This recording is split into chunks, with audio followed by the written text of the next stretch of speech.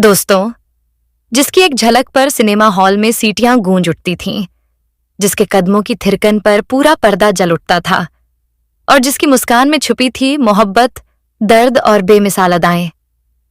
आज हम बात करने जा रहे हैं बॉलीवुड की उस चमकते सितारे की जिन्हें दुनिया जानती है, हेलेन के नाम से।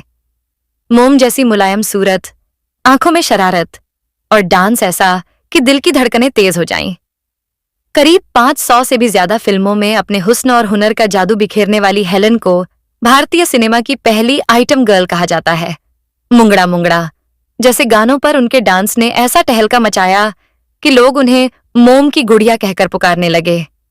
लेकिन क्या आप जानते हैं, इस चमकते चेहरे के पीछे छुपा था संघर्ष का साया।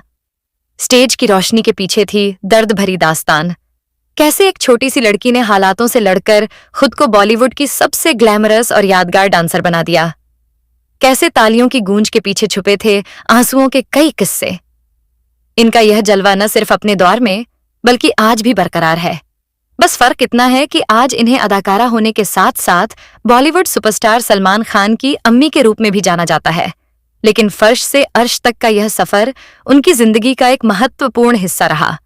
उन्हें कई अवार्ड से नवाजा गया। इसके साथ ही भारत सरकार ने उन्हें पद्मश्री पुरस्कार से भी सम्मानित किया।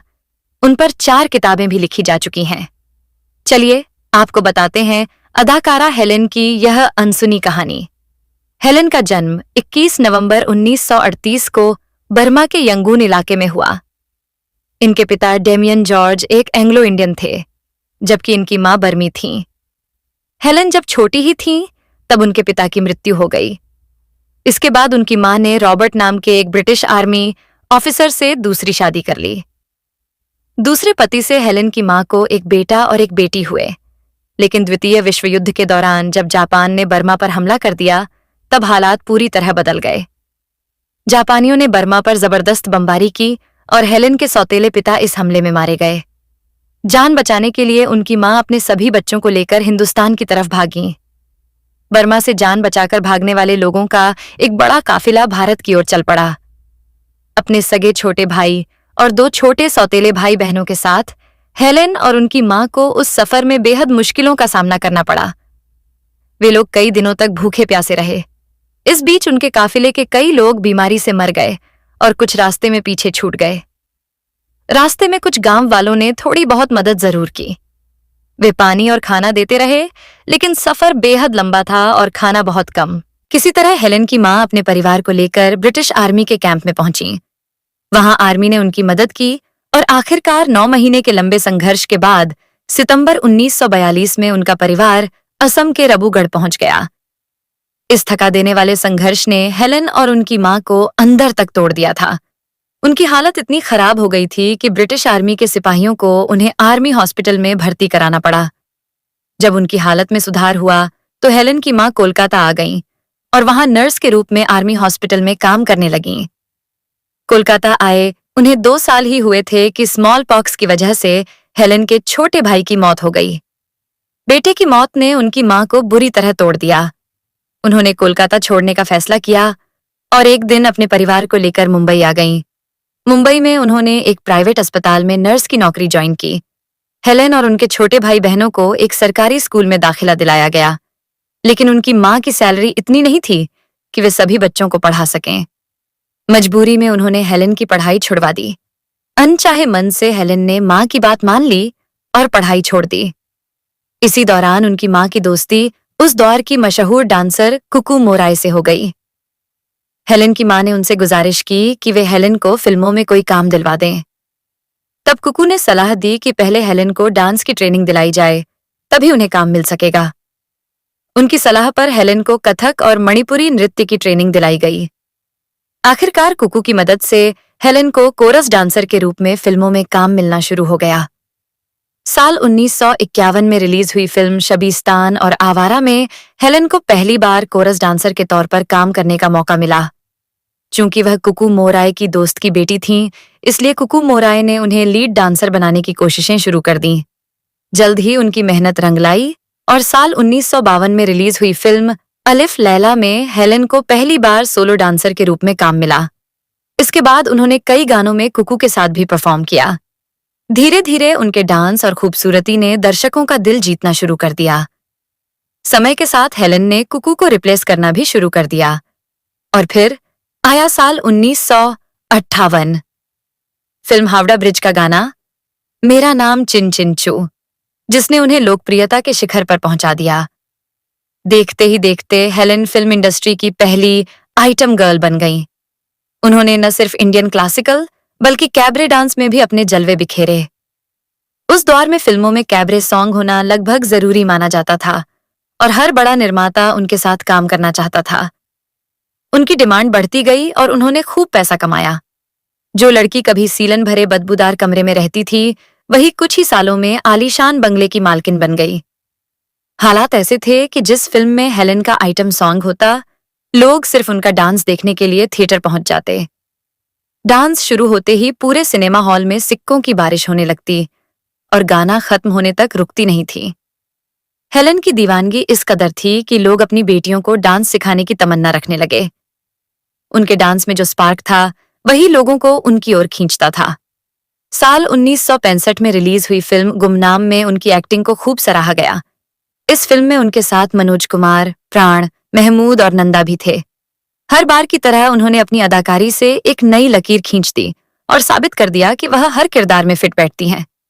लेकिन इसी फिल्म की शूटिंग के दौरान एक ऐसा हादसा हुआ जिससे उनकी जान भी जा सकती थी।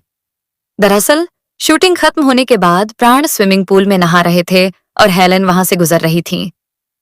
मजाक मस्ती के मूड में प्राण ने अचानक उन्हें स्विमिंग पूल में खींच लिया। उन्हें यह नहीं पता था कि हेलन को तैरना नहीं आता। खुशकिस्मती से पूल में पानी कम था, इसलिए समय रहते उन्हें बचा लिया गया और कोई बड़ा हादसा नहीं हुआ। लेकिन इस घटना से हेलन बेहद नाराज हो गईं। वह जोर जोर से चिल्लाने लगीं, जबकि प्राण बिल्कुल सामान्य थे। एक इंटरव्यू में हेलन ने बताया था कि इस घटना के बाद काफी समय तक दोनों के बीच बातचीत बंद रही। हालांकि धीरे धीरे सब सामान्य हो गया और फिर से बातचीत शुरू हो गई। प्राण अक्सर सेट पर मस्ती के मूड में रहते थे, लेकिन उन्हें अंदाजा नहीं था कि उनका यह मजाक इतना खतरनाक साबित हो सकता था। फिल्म डॉन और शोले में हेलन के गाने सुपरहिट साबित हुए। खासकर ये मेरा दिल जैसे गाने ने उन्हें एक अलग ही पहचान दिलाई। फिल्म डॉन में उनकी एक्टिंग को भी काफी सराहा गया। यूं तो हेलन अपने डांस नंबर्स के लिए जानी जाती थीं, लेकिन मशहूर निर्देशक महेश भट्ट ने एक बार बताया था कि उन्होंने अपनी फिल्म लहू के दो रंग में हेलन को एक इमोशनल किरदार क्यों दिया। रेडिफ को दिए एक इंटरव्यू में महेश भट्ट ने बताया कि जब वे मुंबई के नटराज स्टूडियो में शूटिंग कर रहे थे, तो एक दिग्गज कोरियोग्राफर ने उनसे पूछा, सुना है हेलन के साथ शूटिंग कर रहे हो, कोई डांस है क्या? भट्ट ने जवाब दिया, नहीं, ये एक इमोशनल फिल्म है। यह सुनकर वह हैरान रह गए और बोले, हेलन के साथ भावनात्मक फिल्म बना रहे हो, पागल हो क्या? महेश भट्ट ने बताया कि हेलन जी खुद भी इस बात को लेकर घबराई हुई थीं।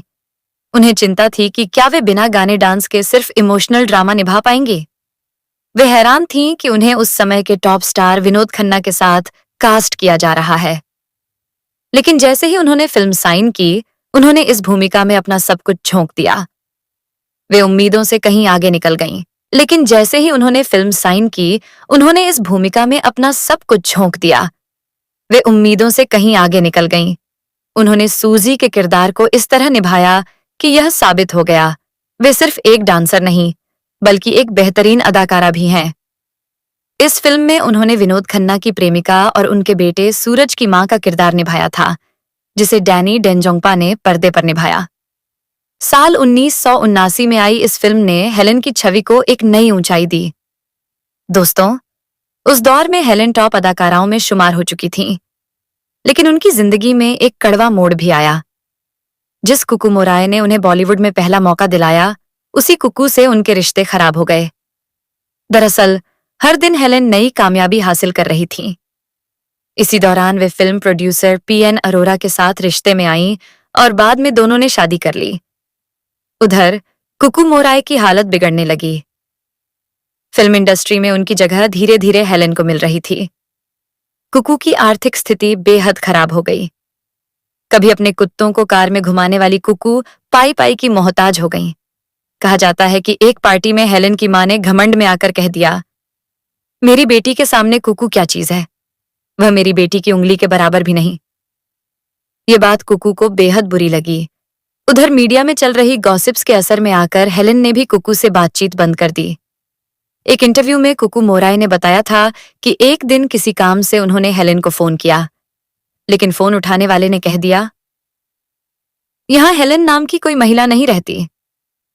कुकू को लगा कि शायद हेलेन को डर था कि वह उनसे कोई मदद मांगेंगी, इसलिए उन्होंने बात करने से इनकार कर दिया। हालांकि इस आरोप पर प्रतिक्रिया देते हुए हेलेन ने साफ कहा कि उन्होंने कभी भी कुकू से फोन पर बात करने से इनकार नहीं किया। उन्होंने यह भी कहा कि वह कुकू को कभी नहीं भूल सकती। वे उनकी मदद करना चाहती थीं, लेकिन इस तरह नहीं कि कुकू को यह लगे कि उन पर कोई एहसान किया जा रहा है। आखिर हर इंसान की अपनी एक स्वाभिमान, सेल्फ रिस्पेक्ट होती है। समय बीतता गया और कुकू मोराय की मौत के साथ ही दोनों के रिश्तों का यह अनोखा अध्याय भी हमेशा के लिए बंद हो गया। उधर अपनी शादी के लगभग 16 साल बाद साल 1974 में अपने जन्मदिन के दिन ही हेलेन ने अपने पति पीएन अरोड़ा से रिश्ता खत्म कर लिया। कहा जाता है कि पीएन अरोड़ा उन पर जरूरत से ज्यादा शक करने लगे थे। इतना ही नहीं, वे हेलेन की कमाई और दौलत को भी बेधड़क खर्च कर रहे थे। नतीजा यह हुआ कि कभी दौलत और शोहरत की बुलंदियों पर रहने वाली हेलेन लगभग कंगाल हो गईं। जिस किराए के घर में वे अरोड़ा के साथ रह रही थीं, वह भी उन्हें खाली करना पड़ा।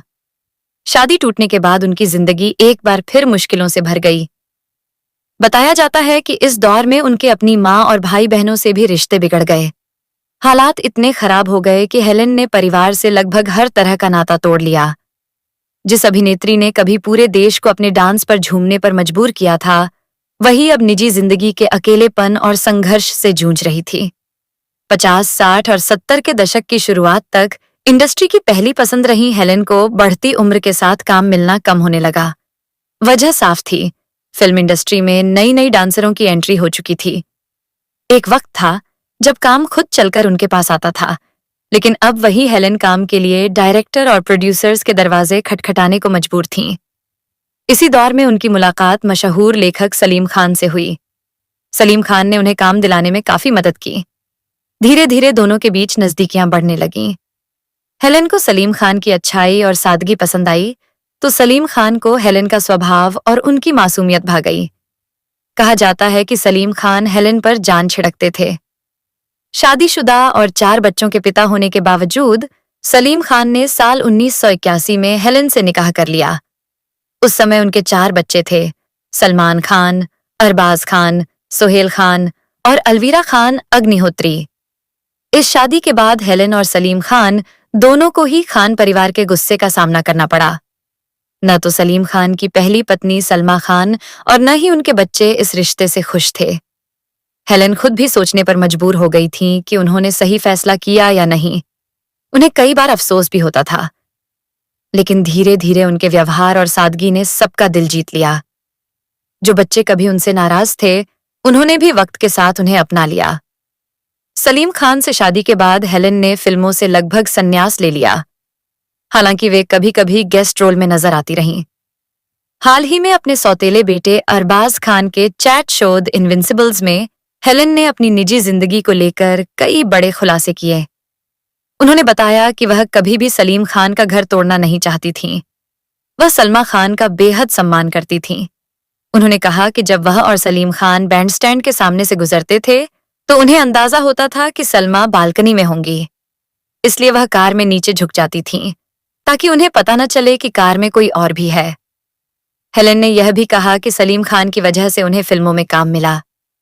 दोनों के बीच गहरी दोस्ती थी, जो धीरे धीरे रिश्ते में बदल गई। सलमा खान बहुत प्यारी हैं।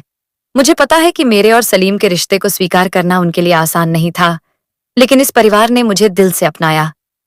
ये शब्द थे हेलेन के। साल 1981 में जब हेलेन ने सलीम खान से शादी की, तब उन्हें कोई संतान नहीं हुई। इसके बाद दोनों ने एक बच्ची को गोद लेने का फैसला किया और इस तरह अर्पिता खान शर्मा इस परिवार का हिस्सा बनी। सलीम खान के बच्चों में सबसे बड़े हैं सलमान खान, फिर अरबाज खान, उसके बाद सोहेल खान, फिर आलिया खान अग्निहोत्री और सबसे छोटी हैं अर्पिता। लाइट और कैमरे से दूर रहने वाली अर्पिता ने लंदन कॉलेज ऑफ फैशन से फैशन मार्केटिंग और मैनेजमेंट की डिग्री हासिल की है। वह मुंबई में बतौर आर्किटेक्ट एक इंटीरियर डिजाइनिंग फर्म में काम भी कर चुकी है। हालांकि अर्पिता फिल्मों से दूर है, लेकिन भविष्य में फिल्म प्रोडक्शन में हाथ आजमाने की इच्छा रखती है। इसके अलावा वह अपना खुद का फैशन ब्रांड लॉन्च करने का सपना भी देखती है। इस तरह हेलेन की जिंदगी का वह खालीपन, जो कभी संघर्षों और तन्हाई से भरा था, अर्पिता के आने से खुशियों में बदल गया। दोस्तों, यही थी बॉलीवुड की ड्रीम डांसर हेलेन की वो कहानी, जिसमें था संघर्ष, शोहरत, टूटे रिश्ते, नई शुरुआत और एक मजबूत औरत की मिसाल। अगर आपको यह वीडियो पसंद आया हो तो इसे लाइक जरूर करें। अपने विचार कमेंट बॉक्स में लिखकर हमें बताएं कि आपको हेलेन जी का कौन सा गाना या किरदार सबसे ज्यादा पसंद है। और ऐसे ही बॉलीवुड की अनसुनी और दिलचस्प कहानियां देखने के लिए हमारे YouTube चैनल स्टार मनोहर बॉलीवुड को अभी सब्सक्राइब करें। बेल आइकन दबाना बिल्कुल मत भूलिए, ताकि हर नई वीडियो की नोटिफिकेशन आपको सबसे पहले मिले। मिलते हैं अगली शानदार कहानी के साथ। तब तक के लिए नमस्कार।